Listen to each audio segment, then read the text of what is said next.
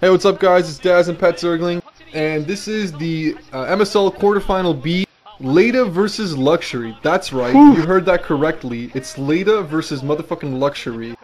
This has got to be the best of five. I mean, it's the second best of five series we've seen, but what an epic fucking series. What a great way to kind of kick off the MSL. Great. I mean, it's not the first one, but still, what a great fucking start to it. And there's Luxury, who has horrible ZVT stats in the MSL. I have no idea why. His ZVT overall, his stats are pretty good, and like lately, his ZVT has been great. I mean, he's playing really fucking good StarCraft lately. The games versus Ro8 were just awesome games. And fucking Leta is just a beast, and this should be a great fucking series. Like, I'm really looking forward to this. I almost can't even pick a winner, just because both of these guys are playing so good right now. Anyway, we're kicking it off with Neo Harmony, and this is a more of a Zerg favored map, so if there's anything that we could predict here. But before we do that, I'm going to sync it up. 1, 0. I mean, if there's any way we're going to make picks in these games, probably the best thing to look at is map balance. And this is Neo Harmony, so this is one of the more Zerg favored maps in the map pool. And this is a map where Luxury's got to be pretty happy about this. I'd probably say that, no? I mean, out of the I agree in Zerg versus Protoss, this is definitely pretty Zerg favored, but because of the double entrance and because of the easy takeable third, it's actually been a really strong map for Terran mech, and that's something that Leta really specializes in, and I really wouldn't be surprised to see him open up with mech.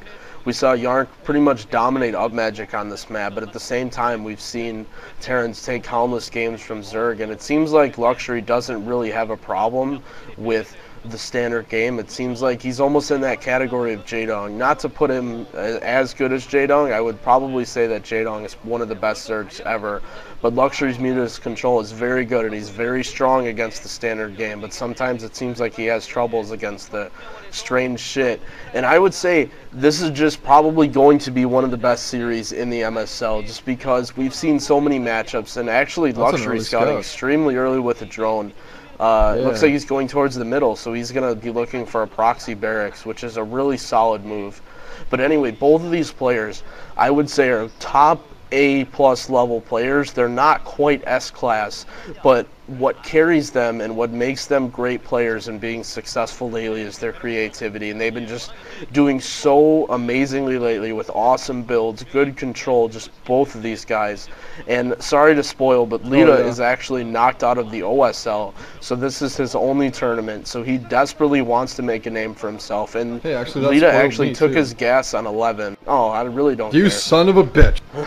Yeah, but anyway, Luxury getting a little bit unlucky. He's going to scout Leta last, and the hatchery going up, and Leta's actually putting down his gas, and this could be for two reasons. We could see the standard mech build evolving, which is probably what I'm going to predict, factory with a single vulture into expand, but also he could be going wraiths, and we saw Leta has gone wraiths in the last encounter. He played against Luxury in the Pro League and actually beat him on destination with a dual port wraith build, so I definitely think Luxury's going to be expecting something sneaky here.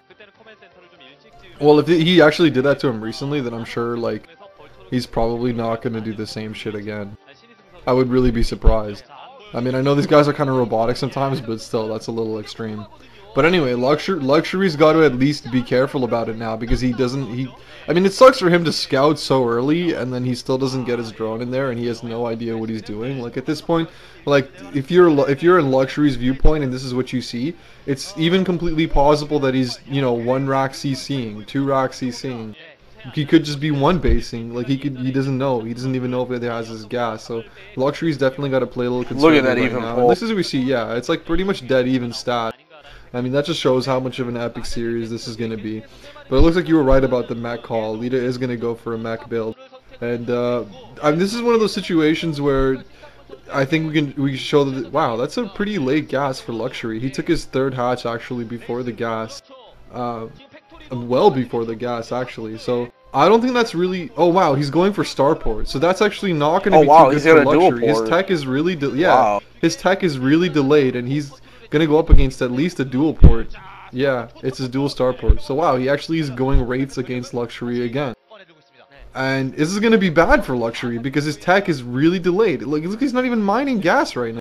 I don't know if it's because it just came up and he hasn't put drones in there yet or what, but like, generally against a Terran's 2-port, you want a 2-hatch. I mean, 2-hatch is much stronger. Otherwise, your Spire or your Den is going to be out so late that you're going to take a lot of damage to 2-port Wraith. So I mean, it's all going to depend on Leta's control and Luxury's ability to see it coming in his control as well. He's going to suspect something is up when he sees these 4 Marines or the Zergling. That was a poor move there from Leta. Leta has the SCV scout in Luxury's base, so Leta knows how many Zerglings Luxury has, and I really think if Leta would have just pushed out 2 Marines to each side and would have forced the scout to be denied, he could have been in an excellent position here. But nonetheless, I really think Luxury is going to suspect something, and I think he's going to throw a Hydra Den now. Yeah, and, there's the other guy. Well, he really should throw a Hydra Den right now. This would be a really throwaway game here if Luxury does not put down a Hydra Den, because he knows that some sort of mechanized build, and actually a second creep colony, so this is devastating. This is not what Luxury needs to be doing right now. You usually don't see that second creep colony like right in the front. I'm not sure. I think he's kind of afraid of some sort of strange build that Leta's going to pull out, and that's exactly right, just like you said. There's no way that he would expect Leta to do the same exact thing twice. I don't think he saw the Wraith there, and Leta's going to go straight for the Overlords. He's probably going to pick off a drone or 2 and then Overlords, and actually no, he's going straight for the Overlords, and Luxury actually morphing the Sunken. I don't know why he made that second Sunken colony. Every drone counts now, and Spire just now going down. Oh my gosh, this is going to do so much damage. And there is actually a Hydra Den there, so I'm not sure when that was up, but Luxury's going to be able to build some Hydralists here, and Luxury doing a good job of pulling his drones away and actually losing those. But every second counts here. He needs to save every single drone that he can, and cloaking up for Leta, so he's going to be committing here and losing another drone, but the Hydra's out, and this is going to be tough, because at this point, what a Zerg wants to do is save up larva, build up drones, and oh nice, he actually hatched 2 Overlords there, so he's not going to be supply blocked, and he's going to be able to protect his Hydralisk. But what a Zerg wants to do at this point in the mid-game, before a Terran can really attack, is build up drones, then save your larva to get Mutalisk. And at this point, he can do neither, because he needs to produce Hydralisk to defend against these Wraiths, and he's actually putting down Spore colonies, so this really hurts Luxury's economy here. But you have to keep in mind that Luxury went for a 3-hatchery build, so he's going to have a little bit extra larva to work with. It's just a matter if he can get something done with that. And he put 2 Spore colonies in each mineral line, and I don't know if I agree with that. Leta's Wraith control is really strong. And I mean, he's going to be able to pick off drones regardless, and he pretty much just threw away 2 drones there at the hope that Leta's going to take extra damage or back off there. Well, maybe it's not a bad idea, because I mean, he can tell that Leta is committing. I mean, if he committed to the 2-port Wraith, really, it's not much of a loss to put those down. Oh well, that one's out of place, so that kind of sucks for him. Losing 1 more drone. He's gonna lose more drones there probably by the time he gets a decent Hydro kind of. But like, as much as economic damage as Luxury has taken, you also have to keep in mind the fact that Leta did 2-port Wraith, and he did research Cloak, so he committed to it. So his economy's not great either. Although he's definitely done enough damage to make this more than worthwhile. And he's running right into 2 Scourges there. I guess they got 2 different Wraiths. 2 different Wraiths. That was strange. Which is better. Which is what you really want to do. A lot of people don't know how to use Scourges properly. If you're fighting against Mutalisk Sword Wraiths, you just do 1 Scourge per, and then they have like 10 HP left, and then you can pick it off with another unit. So like 1 Hydra shot or 2 Hydra shots will kill each of those Wraiths. Especially a Mutalisk against Mutalisk and ZVZ.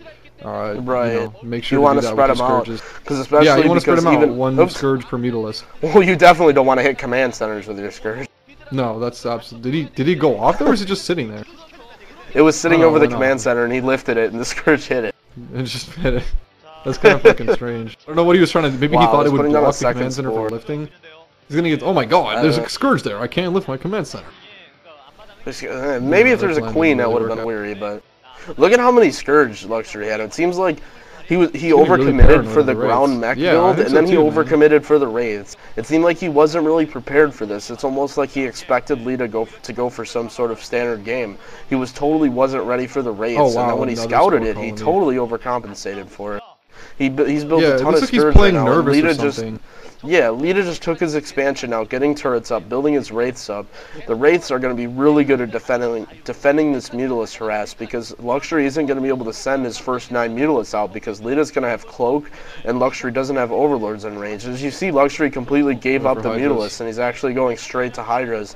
And with this build, even though his drone count has been okay, it's going to be low compared to Leta's SCV count soon. So his really only chance is to go for some sort of all-in Hydra break, which is something you generally see against Protoss players, and that was an excellent move there. And as you see, Leta scouted the Hydra, so he's immediately putting down his machine shop, putting down a bunker. He knows he just has to defend this attack. Now that he realized that Luxury is committing to units instead of building his drones back up, he's pretty much going to be in defensive mode, and I don't know what Luxury can really do to come back in the game at this point. Well, he's definitely going to go for the Hydra break, but I mean, if he gets a siege tank out before the Hydras come, they're really not going to do shit. A siege tank on a cliff is just going to absolutely decimate any kind of Hydra push, especially if he uses his SCVs to block as well. He's probably right now just waiting for Overlord speed because, like you said, Leta has Cloak. I'm not sure if Luxury knows he has Cloak, but he's going to assume anyway. And Luxury just Leta being cute speed there, microing against... Okay. He's being pretty cute there, microing Wraiths on cliffs versus Hydralisks. Actually doing a decent job and picking off 2 Hydralisks without taking a lot of damage.